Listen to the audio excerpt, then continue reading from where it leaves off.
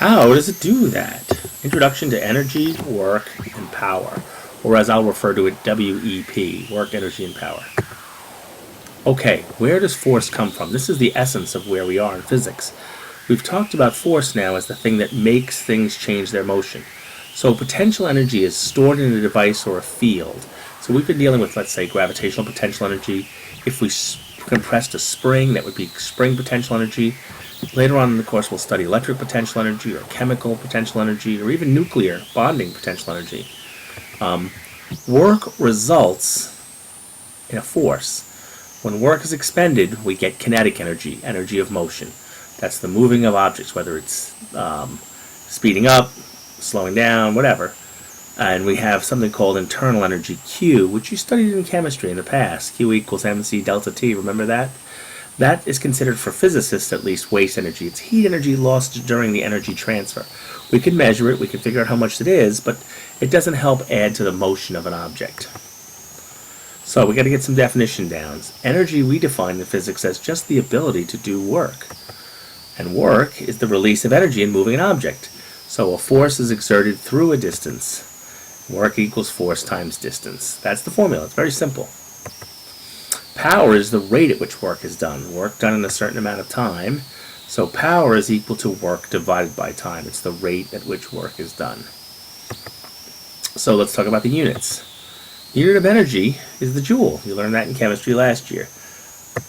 And it's also the unit of work. Work is the change in energy. So how much energy change was exhibited after we did some work? It would be measured in joules. Power is energy divided by time. Joules per second, which is called the watt. The watt. So let's try a simple work and power problem. A crate is pushed with a force of 100 newtons across a distance of 10 meters. How much work is done on the crate, and how much power is used if the block is pushed for 5 seconds. Well, work is force times distance, so we get 1,000 joules of work.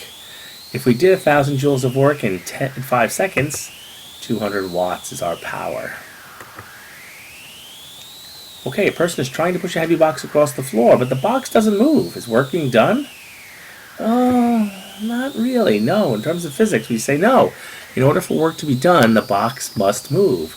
But it feels like energy is being expended here, right? What's going on? You know, when you're pushing against something that doesn't move, you still get all hot and sweaty. And in fact, that's where the energy is. The energy is being expended, and there's no motion. There is motion occurring. It's just not in the box. The energy is being used inside your body and converted directly into heat. That's what makes you sweat. It's the activation of your muscles, creating those muscles to move with greater kinetic energy, and therefore you sweat, and it's converted directly into heat. How about an incline? A box pulled up a 30-meter incline, an angle of 30 degrees, the force of 35 newtons. What's the work done on the box? Well, it's 35 newtons times 30 meters, 1,050 joules. Work is always done in the direction of the net force. So in this case, we're pushing up the incline with 35 newtons.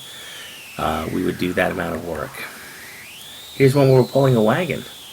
Pulled at a horizontal distance of 5 meters with a force of 15 newtons at an angle of 40 degrees above the horizontal. Well, in this case, the work is only done in the direction of the net force. Some of that pull at 15 newtons is up, and it doesn't really do any work.